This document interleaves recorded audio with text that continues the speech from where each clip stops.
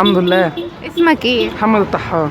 طيب بما ان احنا في نهاية السنة 2023 فقول لي حققت حاجة من احلام 2023؟ والله انا بسعى لما زلت، ادعي لي بقى ربنا يحققه لي ربنا يعني. يوفقك ومعاك يا رب انت وكل الناس يا رب ان شاء الله.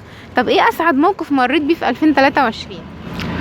يوم ما جبت التليفون بتاعي والله، جاء التليفون جديد في 23 ففرحت بيه قوي يعني. كان ليه هو اسعد يوم بالنسبة لك يعني؟ بس جاي تعبت فيه مثلاً؟ جاي بعد صبر 4 سنين ففرحه بقى. ربنا يوفقك يا رب. طب قول لي بقى، هي في مكالمة انت مستنيها السنة دي كده تجيلك الساعة 12 مثلا من اصحابك او حد معين ولا محدش؟ صاحبي عبد الله يرن عليا يومين عشان ننزل نخرج. طب حلو، هتخرجوا فين؟ والله هنلف بقى وبتاع ونصور وبتاع يعني، هنقضيها يعني. حلو حلو عشان تغيير جو برضو كويس. نكتب لنا بقى ان احنا نخرج. يا رب ان شاء الله. طيب طلعت بمين في 2023؟ والله ناس كتير بس اهمهم صاحبي عبد الله جابر ومهاب اخويا ومامتي.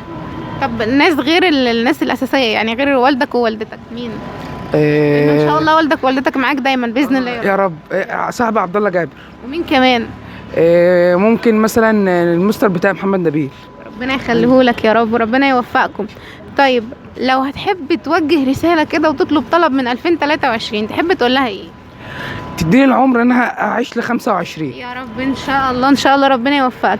طب لو هتحب توجه رساله لشخص معين في بالك بس مش هتقول اسمه تحب تقول له ايه؟ حياتي من غيرك ما تسويش ولا حاجه بصراحه، حياتي من غيرها ضلمه. بجد يا بخت الشخص ده. احنا بنشكرك جدا وبنديك الهديه دي. شكرا. شكرا. شكرا.